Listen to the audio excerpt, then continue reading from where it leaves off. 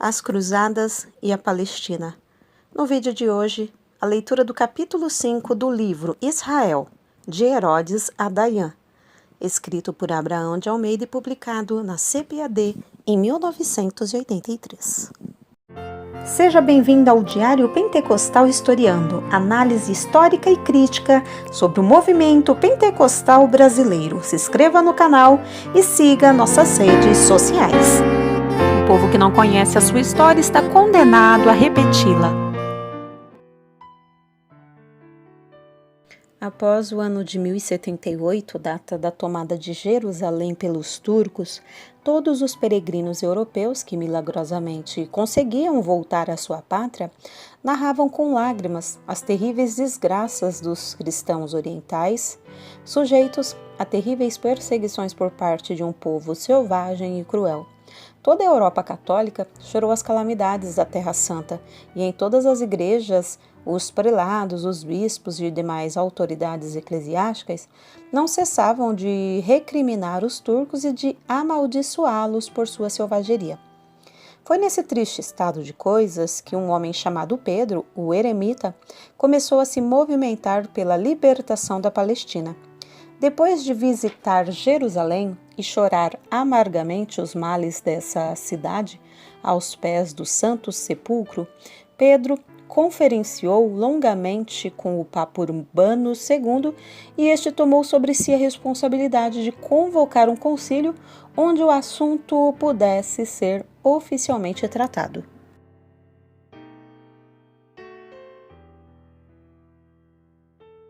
A Primeira Cruzada. Sabiamente, o Papa escolheu a França para a sede do concílio, sabendo serem os franceses o povo mais belicoso da Europa. Era uma maneira disfarçada de honrar esse grande povo e aproveitar sua reconhecida bravura na grande e santa empresa. O grande concílio reuniu-se na cidade de Clermont no mês de novembro de 1095 e contou com a presença das principais autoridades eclesiásticas e civis de quase toda a Europa. Até a Igreja Oriental se fez presente com representantes de Jerusalém e outras cidades cristãs. Inicialmente, esse concílio procurou dar solução aos muitos problemas existentes entre as nações europeias, bem como aos sérios problemas religiosos surgidos com o antipapa Agberto.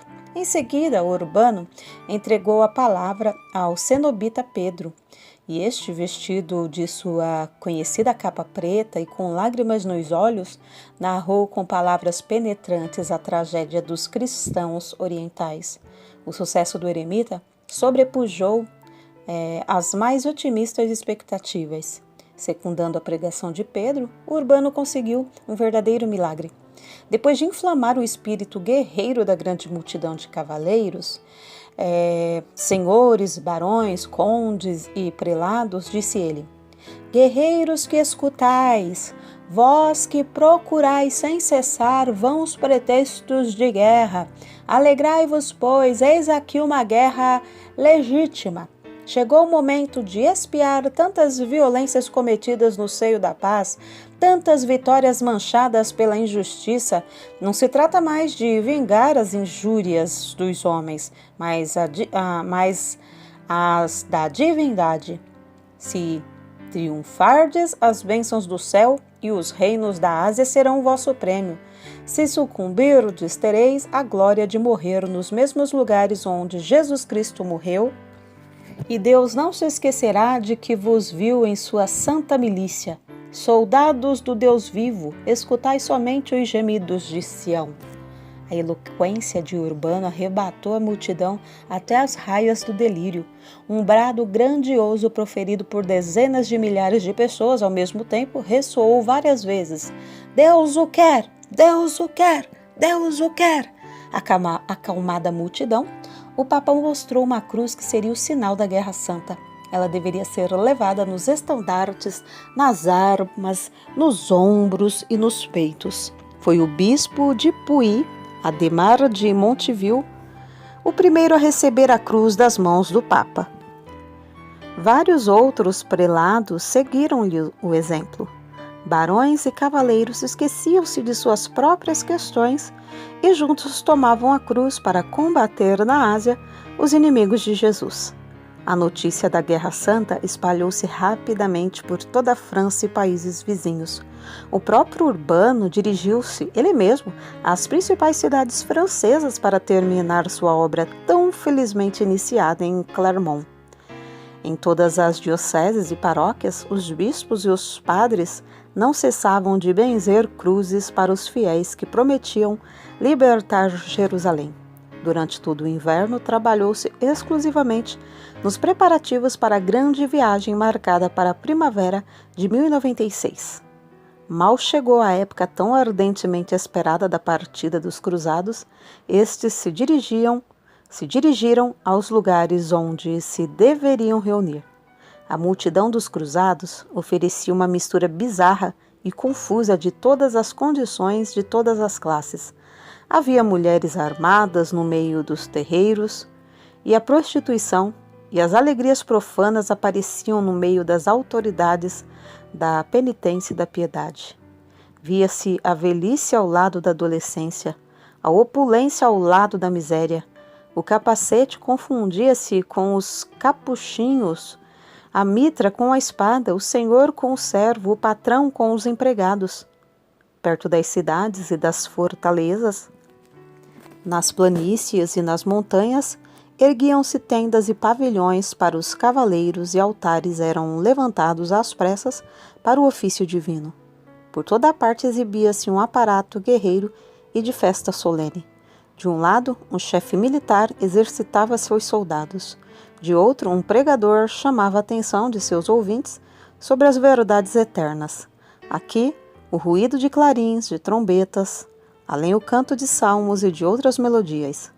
Desde o Tibre até o oceano, desde o Reno até além dos Pirineus, só se viam grupos de homens marcados com a cruz, jurando exterminar os sarracenos e antecipadamente celebrando suas conquistas.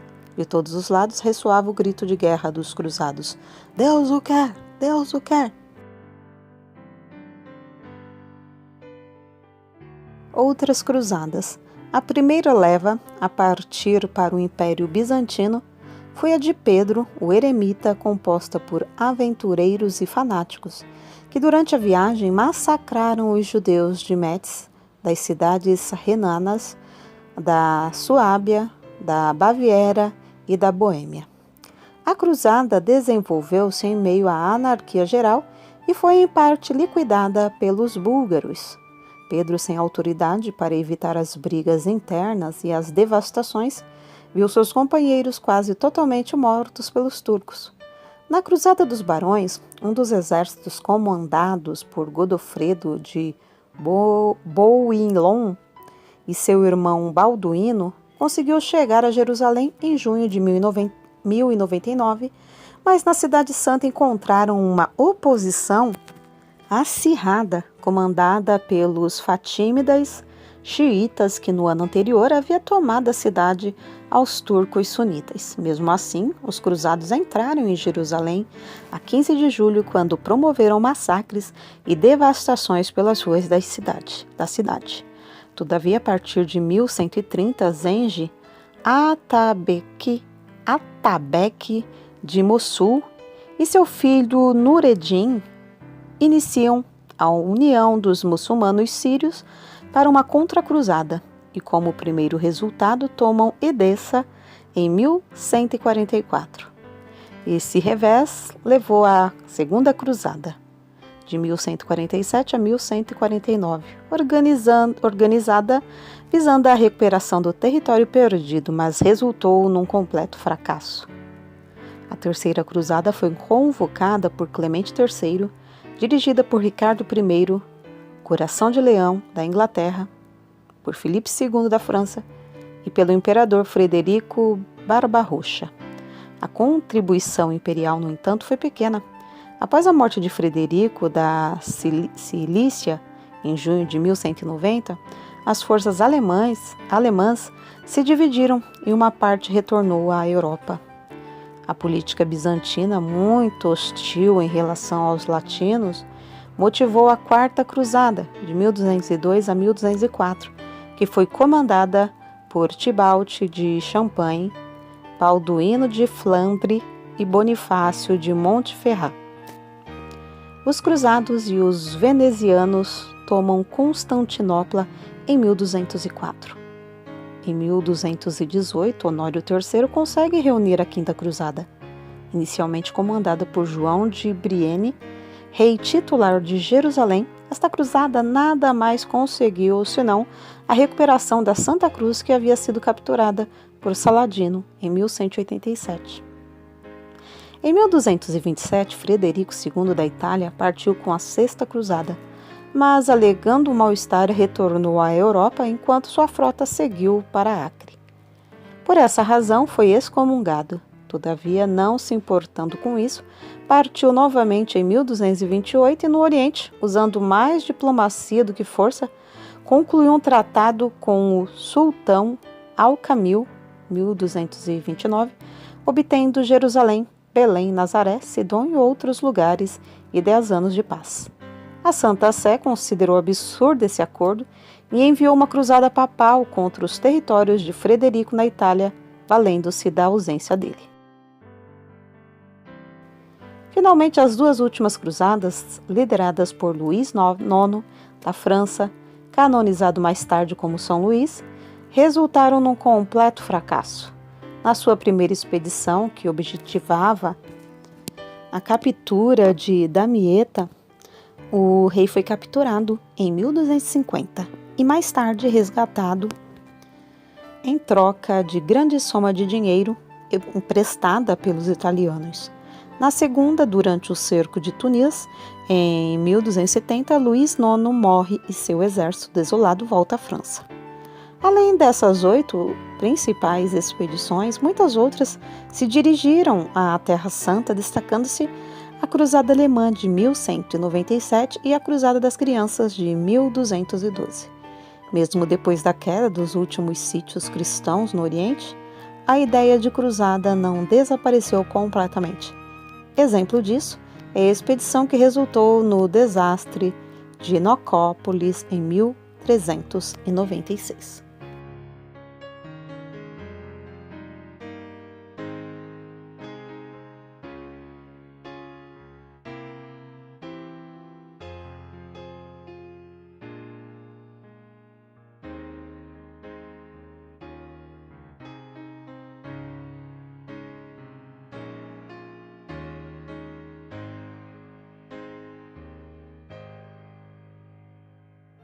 Porque nada podemos contra a verdade, senão pela verdade. Segunda carta aos Coríntios 13:8.